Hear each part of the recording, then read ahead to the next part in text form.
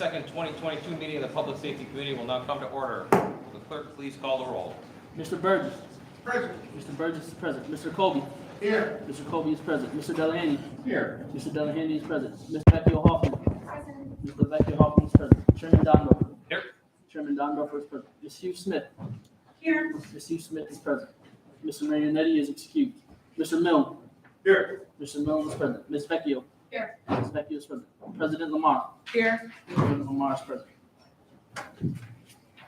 This is a reminder to all committee members that all microphones should be considered live while we are being streamed on YouTube. The clerk's office is currently working to adjust this and hopes to have it fixed by next month's full legislative meeting. Mr. Clerk, is there anyone signed up for public forum? We have one speaker. When I call your name, please come forward to the podium. You have 2 minutes in which to address the committee. Please conclude when the buzzer sounds. Our speaker is Christina C.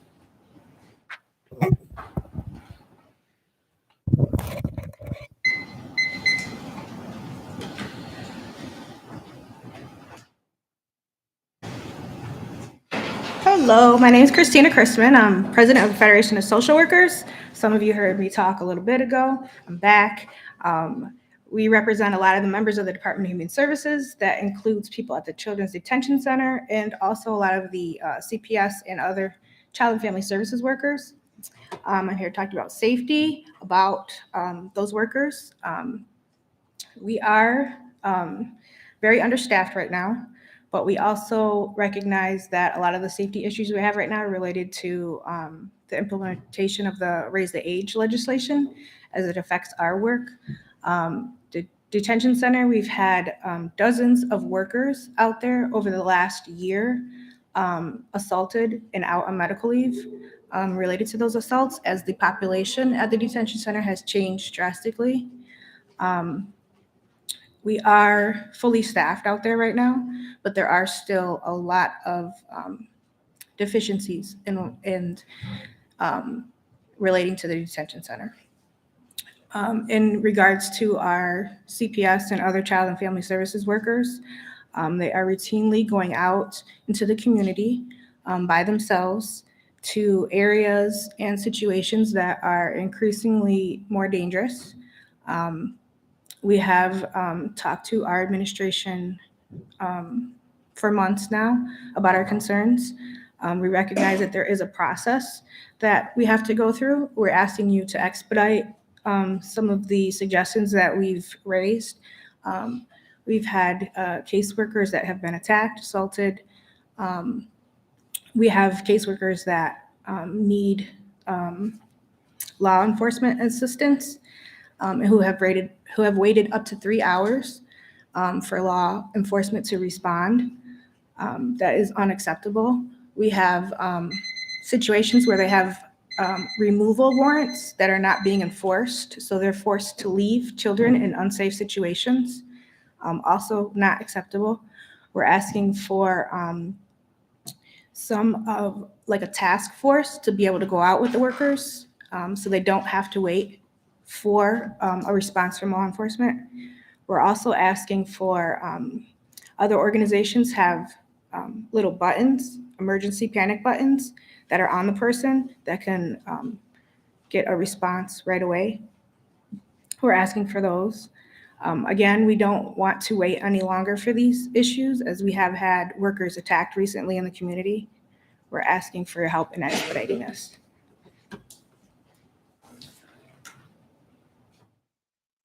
Thank you. Is there anyone present who is not signed up to speak who would like to address the committee at this time?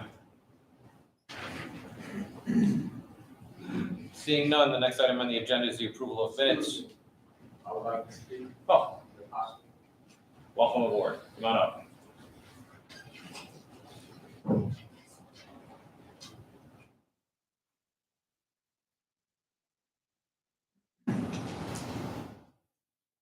Could you just tell us your name, sir?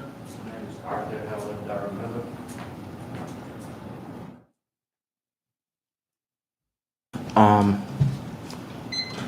I've had several different issues, and I don't want to sound automated or anything like that, but I tend to practice talking often.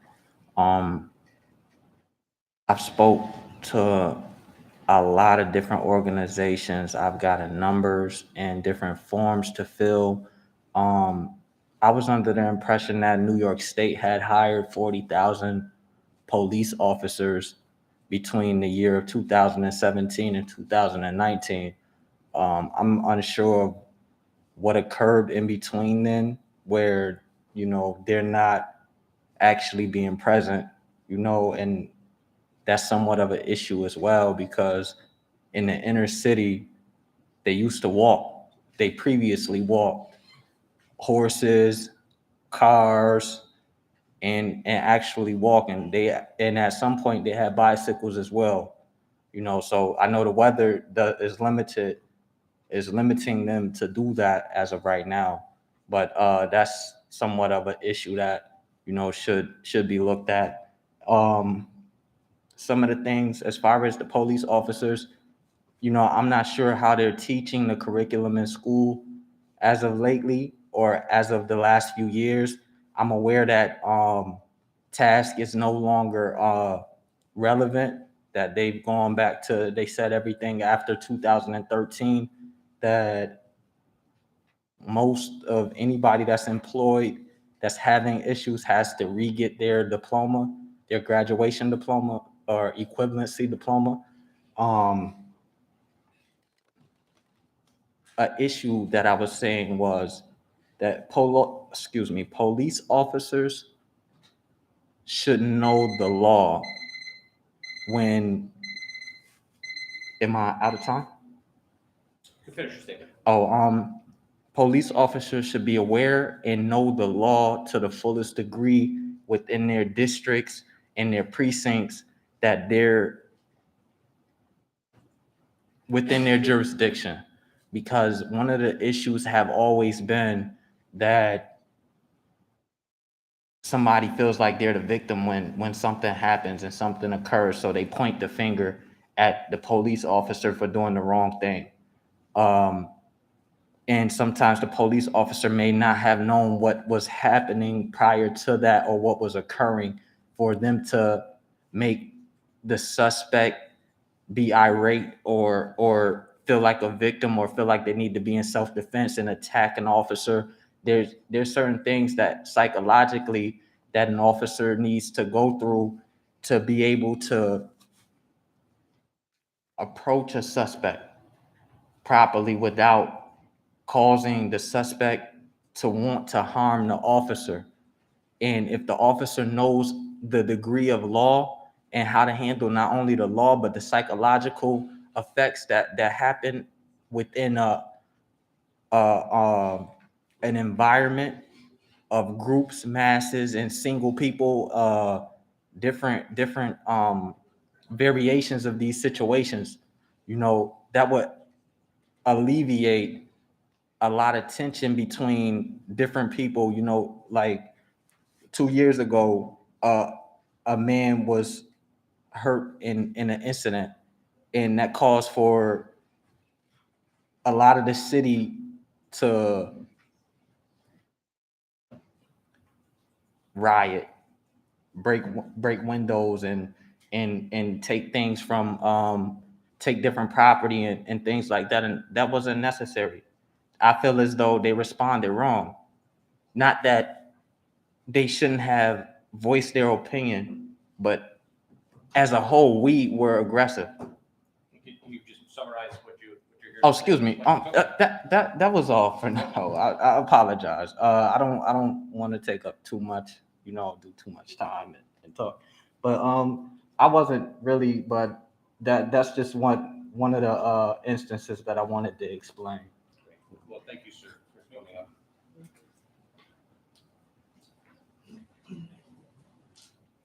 Is there anyone else present who is not signed up to speak who would like to address this committee at this time?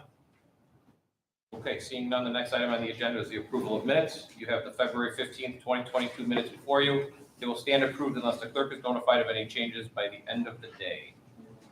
The next item on the agenda is new business. Mr. Clerk. Referral number 22-0101. Authorize federal equitable sharing agreements with the United States Department of Justice and United States Department of Treasury. Move it, Mr. Chairman. Second.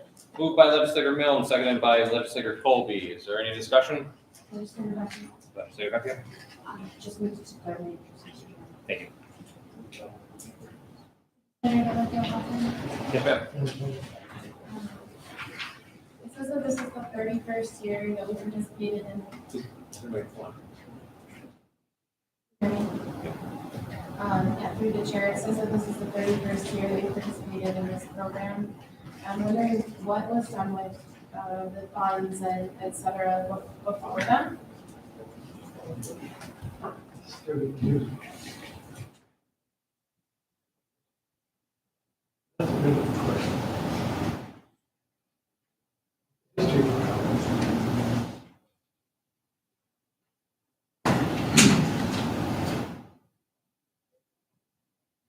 Through the chair, this is Jennifer Curley from the Sheriff's Office.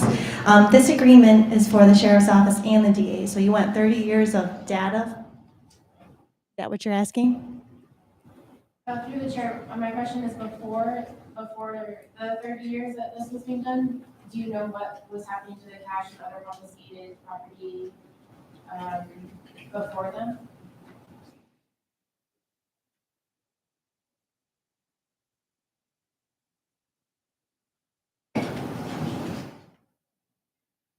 Through the chair, we think the federal government has been seizing assets since the 80s. We don't know what they were doing before that. And through the chair, do you know why the decision was made to redistribute this to law enforcement instead of possibly to the community or anywhere else? Through the chair, I have no idea.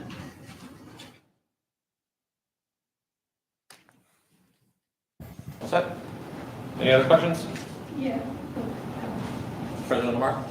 Thank you, Mr. Chairman. Through the chair to the administration, I just want to be clear on your answer. You said that the forfeitures only, the federal government only receives it, nothing was received by the county? Through the chair, the purpose of the agreement is the federal government seizes assets that we might have assisted with the investigation or the prosecution on, and we will receive a percentage of whatever those assets were that were received. Okay, and through the chair, I think legislator DeVecchio Hoffman was asking what happens to the portion that's seized here in the county? Through the chair, that's what I was trying to get from her, what she was asking. But the assets are put into a separate account for both the sheriff's office and the DA's office. I can answer for the sheriff's office that we use the funding for programs that are reducing crime. So like for this year, we used it mostly for computer forensic equipment and training.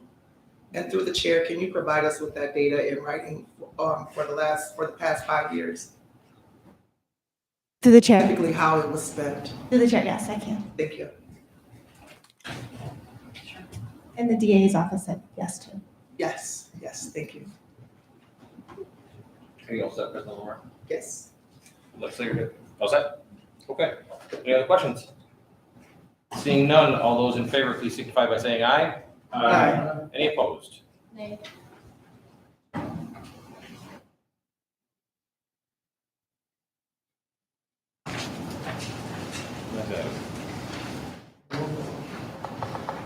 Referral number 22-0102, acceptance of a grant from the United States Department of Homeland Security, Homeland Security Investigations, Rochester Division for state and local overtime. Move it, Mr. Chairman. Second. Moved by legislator Colby, seconded by legislator Delahanty. Are there any questions? You have your interest? Yes, ma'am, you have the floor. Thank you, Chair. My question is, through the chair, can you be more specific about what constitutes a Homeland Security investigation in our community?